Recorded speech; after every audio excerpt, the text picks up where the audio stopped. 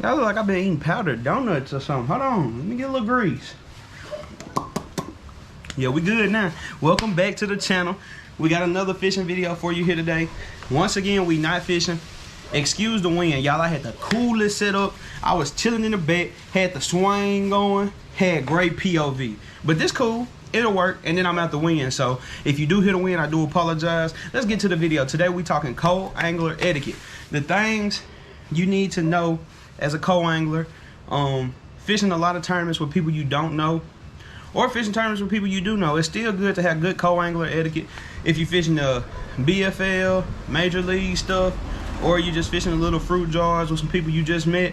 It's always good to have that etiquette. I got like 5 tips. Let's do 5 or 6. I might throw in a bonus, but let's get straight to the video. Like, if you like these tips, if you got any tips, like, leave a comment, let me know something I'm doing wrong, because I'm human, not perfect. I'm not, you know, I'm not God. I'm for real. I'm not him. Like, I don't got all the answers, but let's get straight to it.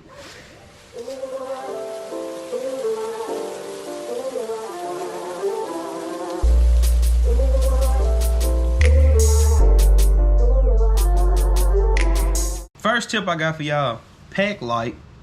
As a co-angler, I know a lot of people won't admit it, but as a co-angler, you're limited your tackle. I know in your boat, you got everything. You got your boxes laid out. You cool. You got every color. You got every worm model. But it's important to like pack what you know in these cases. And once again, I'm tapping the screen. Pack what you know. Keep it light. Keep it simple.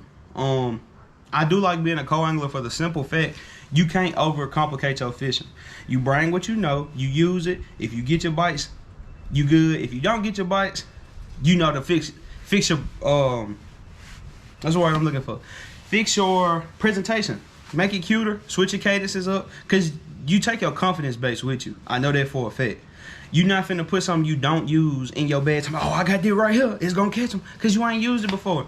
And when you do pack a lot, if you do, and you see your co-angler eating on something, like he tearing them up, don't switch to it and try to like copy his style, because it's not gonna work. For one, you don't use it as much as them. That might be their confidence bait. It could be a bait you rarely use. For two, you gotta understand, as a co-angler, you getting back end bites. You're not getting that front end, because he could be on live sonar fishing, you know, his little 30 feet ahead of him. You in the back, you fishing this little, you know. Sometimes they put you in mess, so you might as well be ready for it. You just got to make the most of every opportunity you get. One time I was fishing a tournament. Man was on a great spot bite in front of him. He was fishing some rock, and it's steep. It dropped heavy, so he was over there tearing them up. Me, I'm on the back end. I'm throwing to the bank. It's not steep. I'm right here at the back end. I'm barely catching some, you know, one scoreable, but I had to make the most of it. So look. This is all I take. I take 2 of these. You hear that? That's all my tackle I need. I don't really overcomplicate things. I take 2 or 3 boxes within my bag, and then in the front I got all my trailers, my worms, my plastics.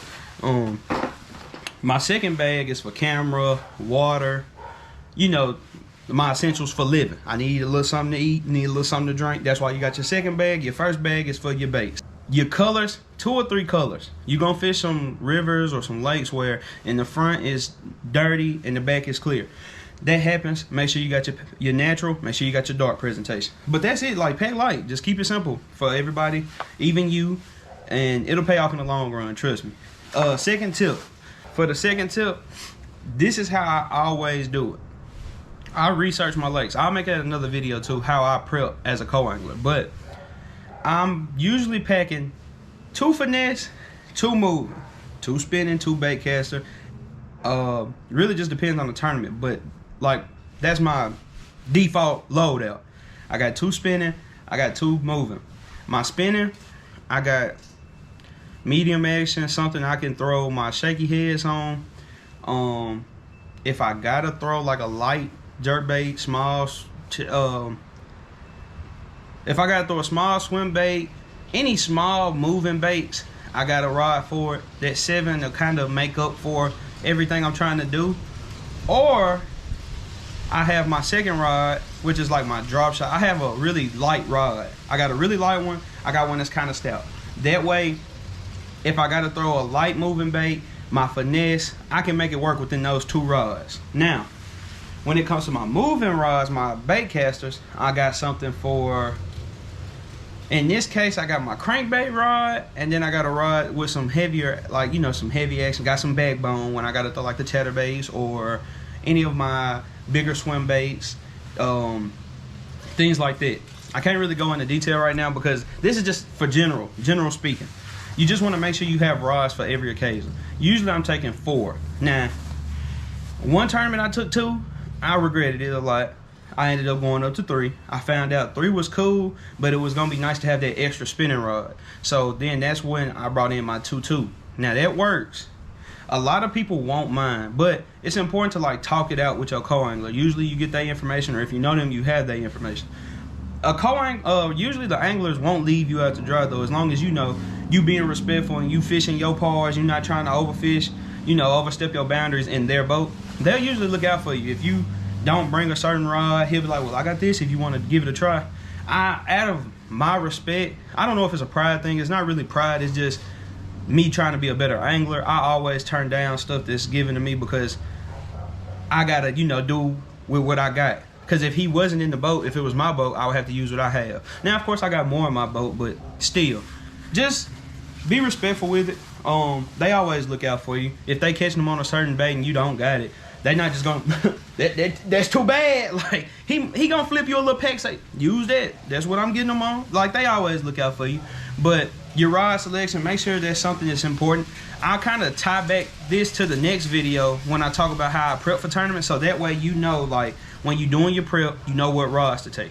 I'm trying to kind of get it going. Like I tend to drag videos, so I'm trying to get it quick. I know that first step was a little too long, but my third tip, look out for your angler. Like I rarely get hotel rooms. I rarely be there the night before. I always travel that morning. So like 4-hour drive, anything, I'm making a stretch to where I gotta fish.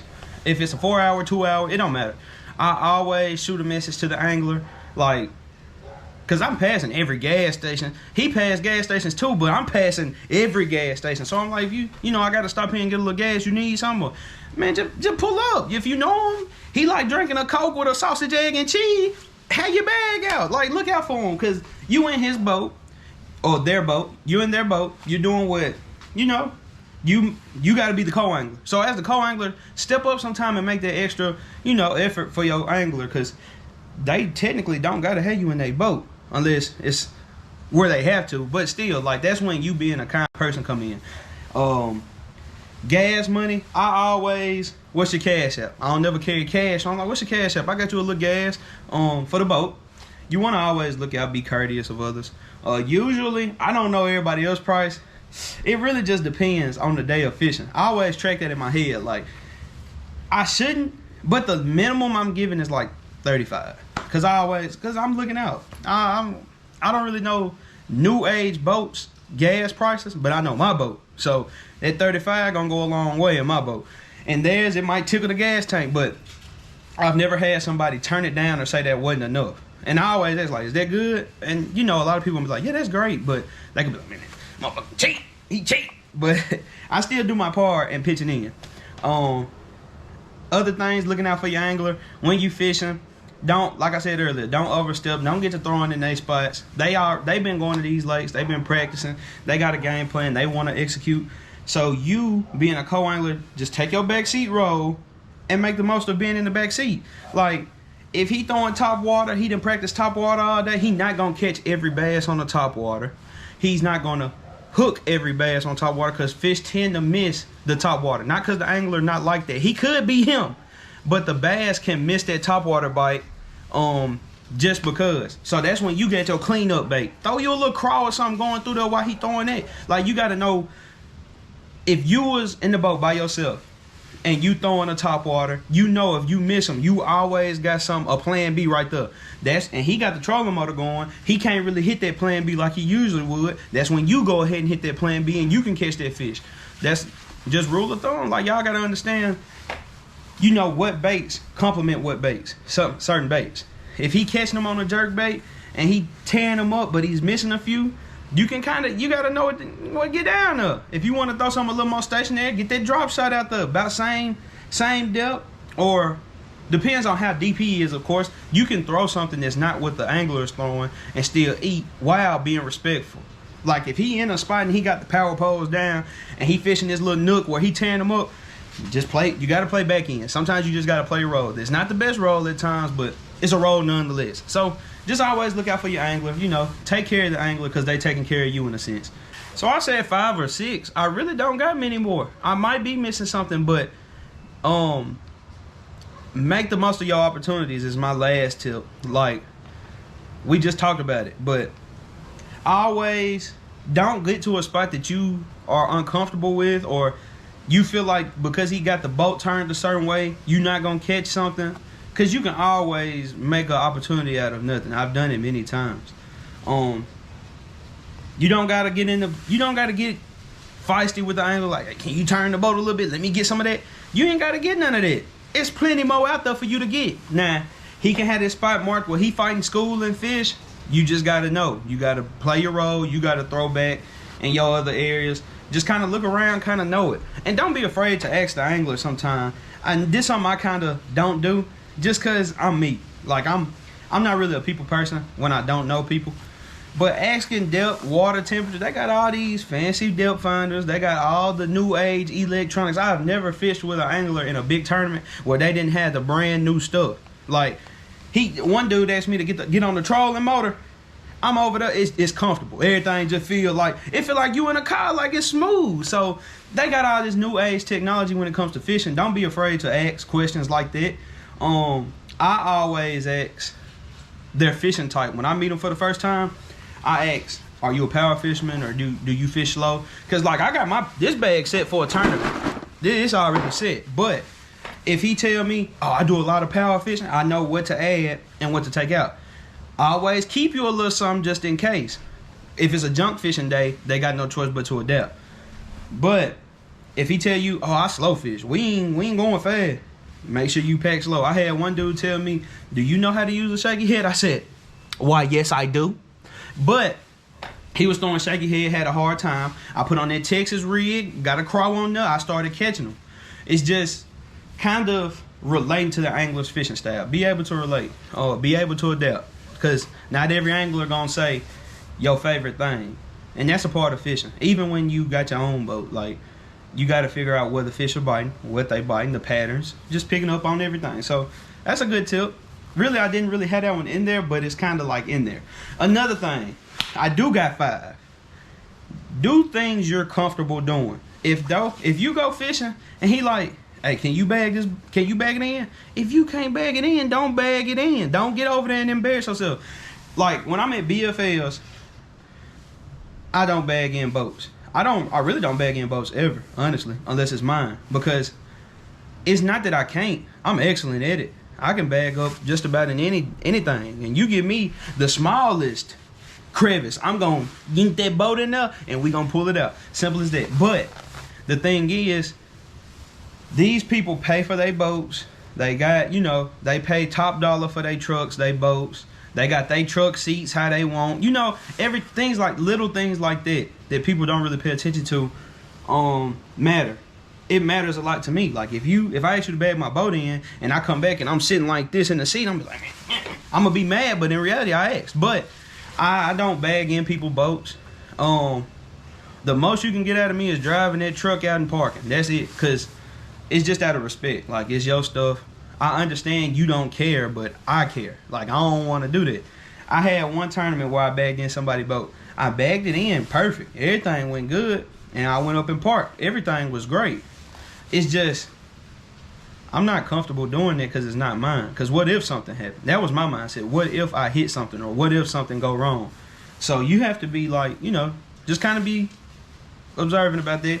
You don't have to prove anything to nobody. The angler, worst case scenario, he go, man, all right, he'll be okay. Like that's one thing you might have lost some cool points. I'm just playing, but they usually don't care because a lot of people want to do they boats and they trucks anyway. Sometimes, like I had one dude ask me to troll it to the dock. I was like, I guess. Like, I'm hesitant about doing anything with somebody else's equipment. And, of course, obvious reason, I just don't want to break anything, or I don't want to mess up anything they've worked hard to get. Because I would feel the same way. And, like, if I have a co-angler in my boat, I never ask them to do anything. They're like, hey, man, you want me to get that? You want me to get that? Like, you can't even take the rope out for me. I'm going to do it all on my own, usually. Just get on the dock, get ready to get in, and let's fish. But I feel like those some good tips. Them some good tips. Them kind of like the things I live by. If I forgot any, I'll be sure to drop a message or put it in the comments. If y'all got tips, put them in the comments. Subscribe if you new. Leave a like if you enjoyed the video. Next video coming soon. I will do how I prep for tournaments. Kind of a techie video. We'll be more in tune with what's going on. I don't know what I just said, but we'll be like, it's more techie. Like, I have some other stuff on the screen as I'm explaining, just kind of how I get ready for tournaments, or I might not. I'm rambling. Y'all enjoy. Y'all have a great day, man. Look, y'all take it easy.